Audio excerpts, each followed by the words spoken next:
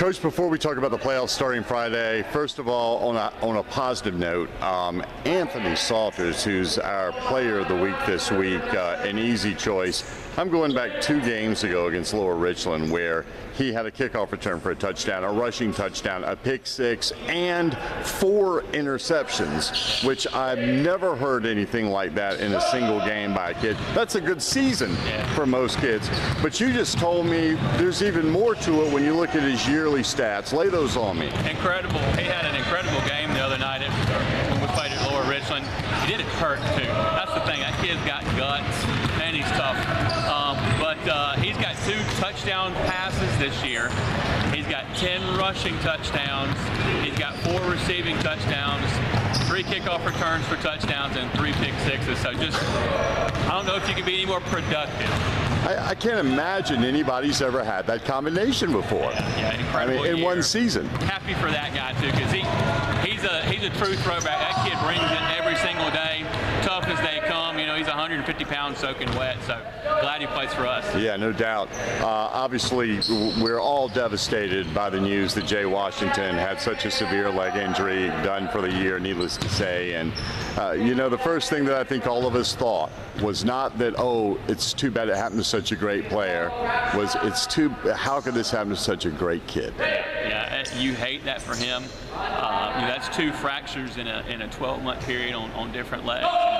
He is a great kid, and it's way bigger than football. You know, when I went to the hospital Saturday and he had just got out of surgery, you can imagine the emotions of a 16, 17-year-old kid, and he's really handling it well. But it's going to be a long road, but there's nobody I'd rather have my money on than Jay Washington.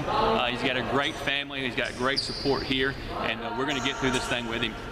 You got North Myrtle Beach down there on Friday. Tell me what you know about that. They're a good team. They're a really good team. They're a physical group. They're well coached. They run well. They're an option team on offense, but they do a lot of different things well.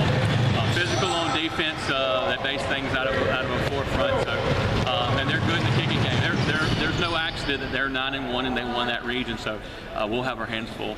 You know, we talked all season long about the fact that you don't have huge numbers here, and due to Anthony, who we just talked about, and Jay, they've been such a gigantic part of your offensive production, and losing one of those guys, hey, let's call it what it is. It makes things very difficult. Are you just going to try to be more creative, or kind of how do you combat losing a guy that's such a big part of your offense? It's truly next man up. You know, I mean, it's kind of like the last couple of seasons. You know, 2 years ago, we lose Lorenzo Ward, and you're like, how do you replace that production? This guy scored 24 touchdowns. Well, somebody else steps up. And then going into this year, how do you replace Avery Armstrong? Somebody else steps up. And that's kind of been our motto. We're not going to change what we do. We added some trick plays in last week when Jay went out. But you have a game plan, so you kind of have to be creative in that situation. But we've had a week to prepare, and we're going to do what we do, and hopefully it'll be good enough. All right, man. Give our best, obviously, to Jay the next time you see him. We're thinking about him, and such a great kid. And best of luck to you on Friday. If anybody deserves a win this Friday, it's the Blue Devils. Thank you, Rich.